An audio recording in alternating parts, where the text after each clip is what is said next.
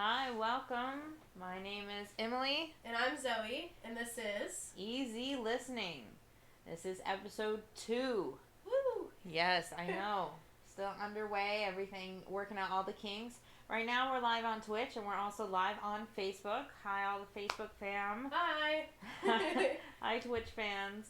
We're also going to be uploading this to our YouTube afterwards, so make sure to go check it out there. We also have our first episode already up, which is all about us riding the Velocicoaster. We also went to Cocktails and Screams, and we discussed HHN tickets being first on sale. So go ahead and check that out.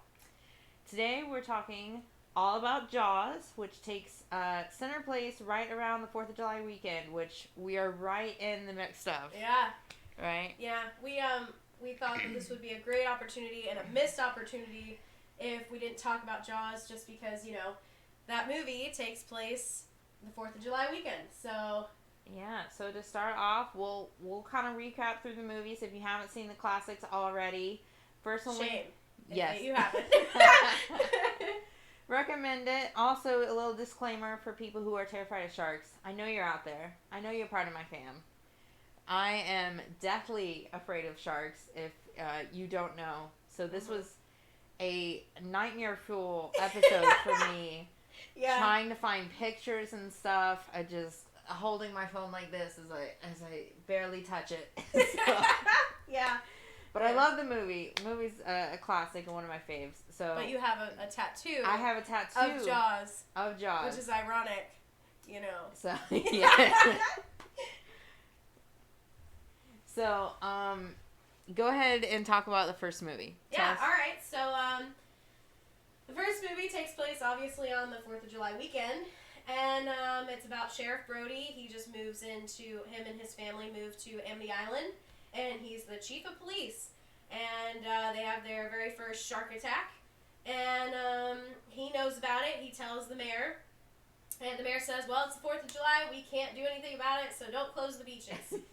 And, so then, he devours a lot more people, and the shark does, not Sheriff Brody. And then, they have to hunt down the shark and, figure out what to do from there. So, yeah, pretty good movie. It continues on into the second one, which I think we have the second poster up now. So, the second one obviously starts back up back in Amity. It's just a few years later, whatnot. Everybody's in it again. Once again, we have another shark attack, and Sheriff Brody's on it. He's on the job. He is trying to close down the beaches, but once again, pesky little mayor says, no.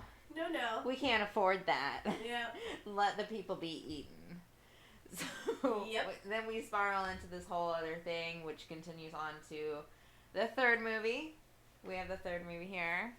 And the cool thing about the third movie is it was their first Jaws movie that was in 3D. So if you watch the movies now on any type of streaming service, the 3D that they had back then was pretty comical, actually. So that one takes place, Sheriff Brody had 2 sons. One of the sons, I believe it was Mike, which was the older one. He now is working, I think he's a marine biologist. I believe that's his character. And they're opening up SeaWorld. And, of course, pesky Jaws comes in and starts wreaking havoc at the new SeaWorld, which, fun fact for you,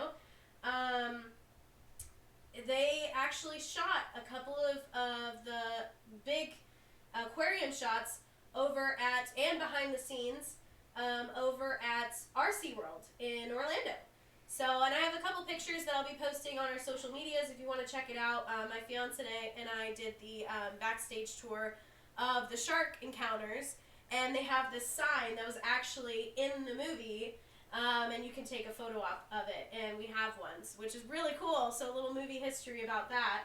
And I'll be posting that on our social media pages. So stay tuned for that. But that movie was pretty good, kind of funny, and so it's all about SeaWorld and Jaws shark attacks.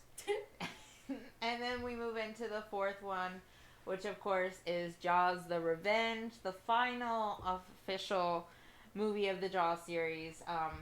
all about the family. Once again, we're following the family throughout the entire series. Everybody's grown up.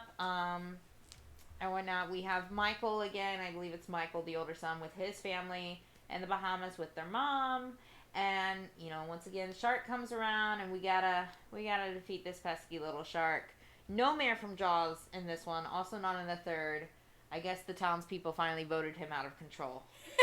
I guess. Yeah, smart choice. They were tired of everybody dying, so. So the series got obviously the 4 official entries, and then there's been several other mini spin-offs, I think, several different people trying to make some money off of the film franchise and everything like that. But something that I think made it so successful is the suspense, especially starting off in the first one. Yeah. So we got together and we sat down and watched our favorite little movie together, and which a lot of people obviously know this at this point. You don't see the shark until the last 15, 20 minutes, yeah. Maybe 20, 25 minutes of the movie. Mm-hmm. But it holds up the whole time throughout because of not seeing the shark, because of the suspense factor. Yeah. That build up, that terrifying thing that is never seen throughout this entire movie. Yep. And I think, not to cut you off, but I think Steven Spielberg really did an amazing job with that suspense factor, because, and if you watch documentaries on how that movie was made, he explained that was the whole selling factor, was he wanted the audience to work for it, to build that suspense in order to kind of create the storyline that there is this shark in the water, but also that this is something that could happen. Yeah. In real life, this is something that is natural.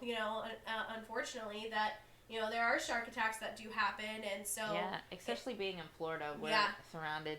I don't think a killer shark will haunt your entire family and follow you to Bahamas. Yeah, but maybe not. You could be attacked by a shark. So I think that is what really made the first movie especially be so scary. I mean, the definition of scary has changed, obviously, since that movie released, but, when kids in our generation, they watch that movie, they might not find it as scary, but when people were going to see this movie in the theaters, it was pretty terrifying, It paved the way for modern day. Yeah, for suspenseful modern day horror, and I think the unknown is what scares us the most, and I think that movie was all about that. You didn't know where he was going to attack. You don't know when he was going to attack. You didn't know who he was going to attack. Could have been anybody. Yeah. And again, something that could genuinely happen in real life when you go to the beach. So I think it was great. It was just so greatly paced, and we talk about, you don't even see the shark. I think when we were talking about behind the scenes and some things, there is literally no shark. It's not like we can't just see the shark's behind it. They didn't even have a shark for half the movie. The cameramen were the sharks. Yeah. The animatronic didn't even come out, and like we said, until the last part of the movie. Mm-hmm. And, it did so well across the board and everything that it even got a ride, as everyone knows. Mm-hmm. And so you want to talk a little bit about the ride? Yeah. And all the places it went? Yeah. So the ride, it had, I believe it started in California. The movie did so well that Universal Studios said, hey, we're going to put it in our backlot tour, which back then consisted of all of the movies that we know and love. So there's a Psycho part of it that still stands today. And then, of course, they throw in new movies like Fast and Furious, and King Kong is now in it. But Jaws is still in it as well, and they have a little segment about it, and that's where it started, and it did so well on the backlot tour, people wanted more. So they said, you know what, we're going to take it all the way to good old Orlando, and we're going to build this ride. And so this is where we start, is in Orlando, basically, is where the ride started, and it's a full-length ride, or it was a full-length ride. Yeah. And this ride, for me, when I was a kid, it absolutely terrified me. My mother, she did this on a couple occasions. She said that it was a slow-moving boat tour, through an island, which she also said that about Jurassic Park. If you've ever been on that ride, that is not what it is. No. And the shark basically comes and chases you around the island and while you're doing the tours. And now it's no longer there, R.I.P. So the ride got multiple renditions. Sorry, I'm just going did. back to we showed you a picture. First, we showed you the one in Orlando, which is obviously no longer standing. Mm-hmm. It does still stand in Japan, Yep. I believe. Is it still there? It is still there in Japan. That's the one with the big jaws across the front there that we just showed. And then now we're showing you the track of the ride. Mm-hmm. So obviously, like Zoe said here, that it was a big, just a nice little boat ride around the island. Starts off around Amityville, or Amity, the island, and goes around, and then at one point you'll see like this big shed there. You know, the shark starts to attack. You try to hide in the shed, and then obviously the shark is in the shed with you. Yep. And then goes around. Something catches on fire, some barrels, and then eventually ends in it ends similar to the second movie where the shark gets a hold of the cable line, the power line, and Jaws bites down. He gets electrified, catches on fire, and we are saved from this little shark. And I think the ride lasted 20 years, or no, 15. It opened in 1993, I believe, and it closed in 2012. So do that math. Do that math. We're and not. That's how long. Because I'm not doing that right now. But in the ride did last for very long, but it was eventually closed due to expansion and also because of the many failures. Correct. And if you're familiar with the movies had a lot of failures as well. So I think that kind of transferred over with the animatronics that they were given during the day and everything. But more on the ride is Zoe found this amazing book. If you're really interested and you like the animatronics, you like the aspects of the ride and everything, talk about this book. Yeah, alright. So, I originally got this book for my fiance. He never got the chance to ride the ride. And I did. And, I said, you know what? Let me look and see if there's any, books on the ride. Even if it's just, the spiel that they did on the ride or whatever. And I found this book who I believe Dustin McNeil was the person who did this. And this book is so great because it goes through not only the ride itself but the development of the ride. And it goes a little bit about the making of the movies, how they were similar, like you were talking about, the hardships that they had with the sharks. So the similarities that they had in both of them. And then also it goes about the development of the ride and how they made the ride, the sharks and all that kind of stuff and where the concepts came from and who designed it. And then it goes into people that actually worked on the ride and what their experiences were as far as mishaps and breakdowns and then the overall feel of the ride. And then sadly it goes on to talk about why it closed. So we get that closure. The people that enjoyed the ride and loved the ride that didn't get any answers, this guy's got them for you. Why it closed? Not only just to pave way to bigger and amazing things in the theme parks, but also the technicality and legal reasons and also financial reasons why they closed. Yeah. So it's pretty cool. It's a really good ride, or a really good book. I'm sorry, about an amazing ride that many people. Cared about. And also another thing that's really cool about this book is people that actually worked on the ride, they did videos and stuff and they posted it on YouTube. So they have the stuff you can look up on YouTube of people that worked on the ride that did little parodies on the ride, which is really cool and it's fun. And the atmosphere, I guess, when people were working on it was just overall fun and family. So it was a great read. I read it in about a week. A week? So, yeah. And you have some personal ties to the ride. A family member of yours worked on the ride, so we have some first-hand tales of the ride itself. Yeah, so my father, he worked on the ride for a short period of time. He also worked on Earthquake, which was right next door. And the funny story is my last name is Brody. which is kind of cool. Yes. Chief Brody. So when, he used to work on the ride, he'd say that Chief Brody was his uncle and, make fun of it and stuff. And he had some really cool memories with them as well. And he, sadly moved over to Earthquake shortly after that. So he didn't get a whole lot of memories. But the time that he did have, when I worked at Universal for a short period of time, there's a store there called the Prop Shop. And this was back when they were demoing a lot of the area for Amityville. So they had a lot of the props that you could actually buy from the area. And I was lucky enough to get my hands on one of the last remaining pieces of the Jaws ride, which was a lantern that you could find in the queue line waiting for the ride. And my dad proudly has it on his front porch.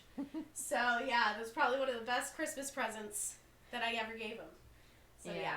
So there aren't many resemblances still left in the park of the ride or anything. You probably find them online, these things. One major thing that does still stand is the giant shark that was out front, in front of the entrance there. It wasn't shown in the last pictures, but it was a big staple when you came around, because that was, obviously, they theme all the areas. The bathrooms still stand, though. The bathrooms to Amity are still there. And this giant shark, which sits next to Alcatraz, which has a lovely little drink. I don't know if they did this on purpose. I'm going to say it's on purpose. A drink there called Ocean Attack, or lovingly Shark Attack. Yep. Which goes perfectly with the giant shark there, which you've had. I haven't got the chance, but I think this weekend you might look out for some more pictures on the social media of us out there trying it. Yep. But you'd say it's good? Oh, it's amazing. It's, if you like fruity, like pineapple, I don't know, pineapple fruit, I don't know. Very good and delicious rum-based drink. Rum-based. It's very good and very smooth, and the presentation is amazing. Not going to tell you how they present it. You're going to have to go and try it yourself. I know. Because it's amazing. But yes, it is a very good drink. I had that for my 21st birthday, and I do not regret it a single moment because it was amazing. So, yeah, check that out, too. It's good. That was really good. Well, all right. What else do we have to talk about today? Little housekeeping things. We are on social media. We have been talking about that the entire time. Yes. We are on social media. Plug. I have them written down right there. Yeah. So you can find us on Facebook at Easy Listenings 13. Easy Listening 13. Twitter is easy_listening. Same as the Instagram, easy_listening. And then also the Twitch, obviously, is just Easy Listening for those of you on Facebook who want to go ahead and hop over there. Next week, we are going to be jumping into the Fear Street, which part 1 just came out today. I think we're going to sit down and watch that after this. Mm-hmm. And then also coming up is Resident Evil has a movie coming out, or series, actually, I believe. Season 1's coming out on July 6th. Which those of you who are horror fans or gaming fans knows Resident Evil is one of those staples of horror. That is one of the top genres out there and everything. And they also got a partnership with Dead by Daylight, which is a game I'm pretty familiar with playing. Zoe, I don't think has gotten the chance yet, but I think we're going to get together at some point and might stream a little bit of us playing the game, and we'll kind of talk about that upcoming release and talk about some more horror franchises. And, we'll come back and we'll talk about some more things that we've done throughout the week, give you guys some more cocktails or something to drink. I think that's our theme, is like a cocktail a week. Yeah, apparently. Underlying alcoholics, maybe. Yeah. We should seek help. It's okay. Well, all right. Yeah, so keep an eye out for our social media posts. We're going to be celebrating out at Universal this weekend for the 4th of July. You need to try that drink, so you guys need to, keep up with us, because we got stuff to do this weekend to celebrate the 4th of July, so keep an eye out on that, and Well, you guys have a great 4th of July and everything, and remember, possession is 9/10 of the law. Take care, everybody. Bye, guys. Bye.